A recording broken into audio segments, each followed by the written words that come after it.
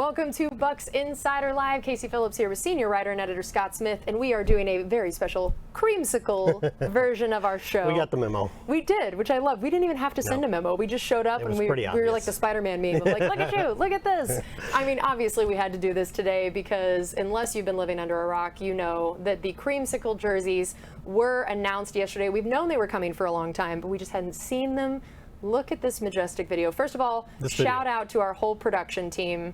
This was a really long process to get this all made and done, and it took a lot of effort by a lot of people. Turned out so well. It's a great. And so many, I mean, you see, All-Star Rondé, Derek, you got all the former players, you got your current stars and people helping all put this together, showing that this is something that is really the entire Bucs history and family all coming together to promote these jerseys. And if these current players look like they're excited about this, it's not theater. Yeah. We know from these guys from the shoots and just seeing them behind the scenes, they are excited about this. They are really thrilled. They've been waiting for it for a long time.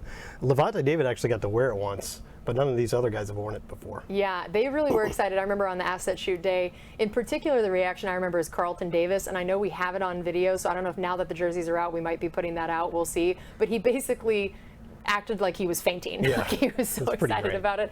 I love all those reactions. And you know what, though? It is not just the current players that are having some reactions. We also saw there were some celebrities in this video. One is Bert Kreischer. This guy, if you don't know who he is a comedian. He is very, very funny, and he is a diehard Bucs fan. The Bucs sent him a custom jersey for him, and he obviously was so excited. This guy also very expressive man, so it's very exciting to get to have him reacting. You can see he's in the reveal video. He's famous for performing without his shirt on. Apparently, so, yes, this is part of it. And so then also, of course, he got to meet Mike Alstott. And who's in pretty good shape. Yeah, just a tiny bit. Mike Alstott looks like he could still just right up the middle.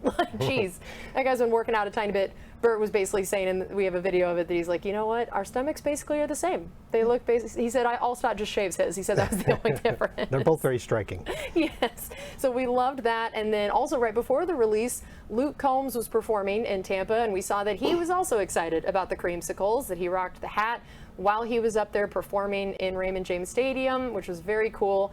And then he also was met by a very special guest of the Buccaneers. We had Tristan Wirfs up there with him, and of course, shotgunning a beer together. Loved this. That was, you could just look, Tristan's living his best life. That's some pre-training camp training for Tristan Wirfs right there. Yeah, that guy, I mean, we've seen, he can do whatever he wants. He can shotgun the beer, he can jump out of a pool. He's always ready. He's always ready for football, which was so great. And then another current player that was very excited about it, Rachaad White.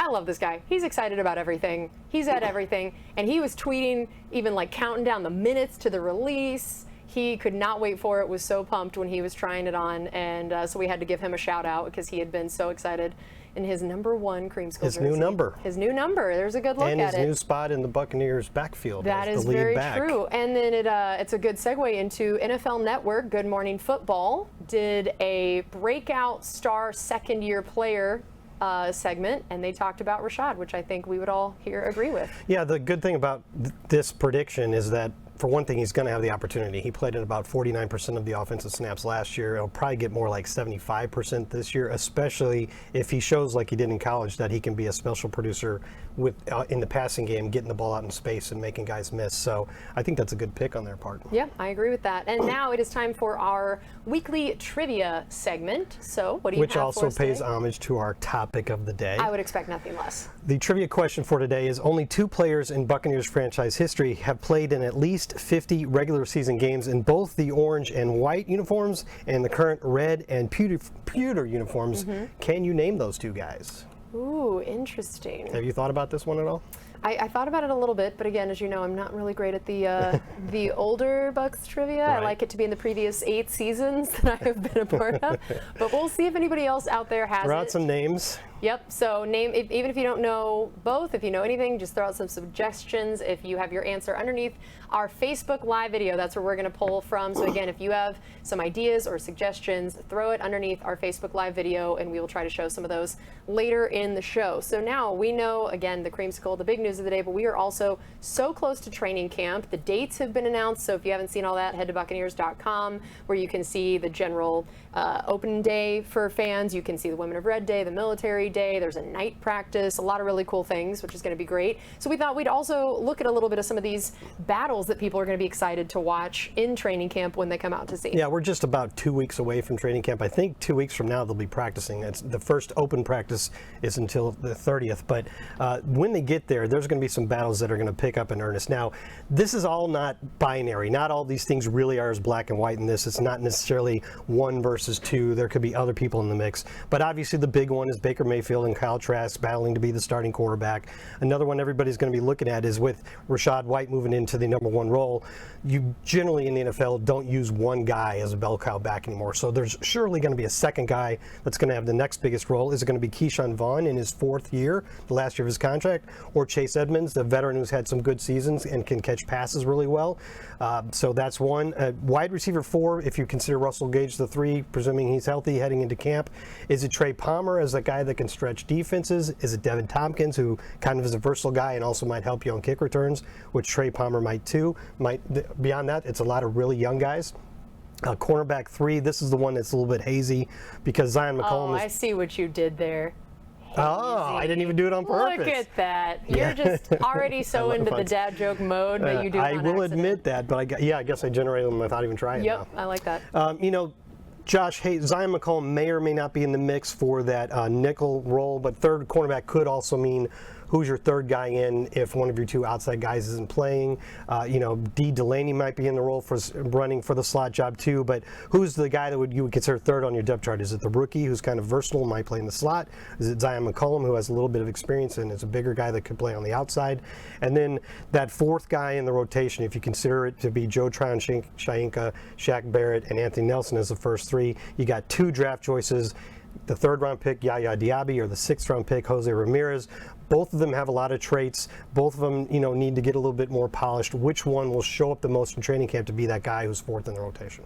And one position that we know is not a battle is your top wide receiver spots. And Mike Evans is a guy that we know. It's not like we're wondering what he's necessarily going to be, but we are still watching for some things in terms of some numbers that he could hit, which everyone is used to every year. There's always been some milestone that Mike Evans has been going for. And he's already passed most of them. And he's already passed most of them, but that does not mean we're without any this year. So what is something fans can stay on the lookout for? I'm glad you found a good segue for that, because I'm like, this one doesn't really fit in with the rest, but I swear That's my job.